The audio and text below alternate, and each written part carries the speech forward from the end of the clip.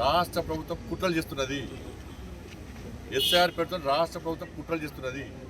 ఒక మంచి ఉద్దేశం కోసం వచ్చిన ఎస్ఐఆర్ను ఈ రాష్ట్ర ప్రభుత్వం దుర్వినియోగం చేస్తున్నది. ఇవాళ కేవలం హిందువుల ఓట్లను తొలగించడానికి రాష్ట్ర ప్రభుత్వం కుట్రలు చేస్తున్నది.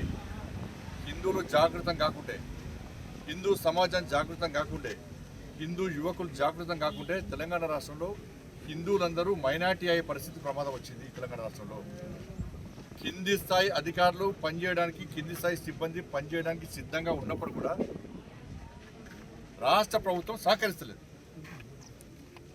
ఉన్నత అధికారులు సహకరిస్తలేరు. రాజకీయ నాయకుల మీద ఆ బాధ్యత వదిలిపెట్టి వీళ్ళు చేతులు దుక్కునే ప్రయత్నం చేస్తున్నారు. ఎస్ఐఆర్ అమలులో రాష్ట్ర ప్రభుత్వం పూర్తిగా విఫలమైంది. ఇది హిందువులకు చాలా ప్రమాదకరంగా మారింది. ఎంఐఎం పార్టీ, కాంగ్రెస్ పార్టీ కలిసి ఇవాళ డ్రామాలు ఆడి వాళ్ళ ఓట్లు పెంచుకొని హిందువుల ఓట్లు తొలగించే ప్రయత్నం చేస్తున్నారు.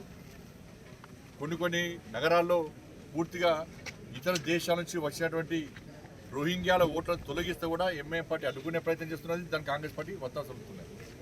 వాళ్ళ ఓట్ల ద్వారానే తిరిగి గెలవాలని ప్రయత్నం చేస్తున్నారు. హిందువులు గెలిస్తాం మళ్ళీ గెలవాలని ప్రయత్నం చేస్తున్నారు.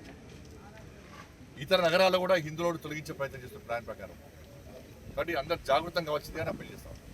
రేవంత్ రెడ్డి గారే గత ప్రభుత్వం 8 లక్షల కోట్లు అప్పు చేసింది, మేము 2 లక్షల కోట్లు, అంటే ఒక 10 లక్షలు 2 లక్షల కోట్లు అప్పు చేస్తామని చెప్తున్నారు. అంటే ఈ రెండు పార్టీలు, ఈ రెండు ప్రభుత్వాలు చేసింది ఏంది? అప్పులు, దోపిడీ, అక్రమాలు, అవినీతి తప్ప ఈ రెండు పార్టీలు చేసింది ఏం లేదు. తెలంగాణ ప్రజలకు చిప్ప చేతికిచ్చింది రెండు పార్టీలు కూడా. ఇప్పుడు ఆ ప్రభుత్వం 8 లక్షల కోట్లు అప్పు చేసిందనే అప్పులు తీరుస్తామని చెప్పు, మేము సంక్షేమ పథకాలు అమలు చేస్తామని చెప్తేనే మీ కోటేసి మీరేం చేశారు మళ్ళా 1,70,000 కోట్ల అప్పు మీరు చేస్తే. ఇది నేను చెప్పారు, సాక్షాత్తు రాష్ట్ర ఆర్థిక శాఖ మంత్రి చెప్పాడు. ఎవరు తీర్చాలి అప్పులు? కేంద్రంలో వీళ్ళ ప్రభుత్వమా లేదు, ఇక భవిష్యత్తులో రాదు. ఇప్పుడు కేంద్రం నిధులు ఇస్తే చేస్తున్నారు, వీళ్ళు దారి మళ్ళిస్తున్నారు. ఇవాళ 14th ఫైనాన్స్ 15th ఫైనాన్స్ పైసలు గ్రామాల అభివృద్ధి కోసం ఇస్తే కరెంటు బిల్లు కడుతున్నారు, వాటితోని లేబర్ జీతాలు ఇస్తున్నారు. ఇంత దుర్మార్గమా ఇవాళ పరిస్థితి?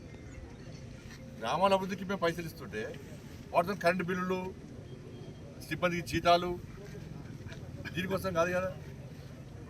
కాబట్టి అందుకే తెలంగాణ సమాజానికి అప్పీల్ చేస్తున్నాం,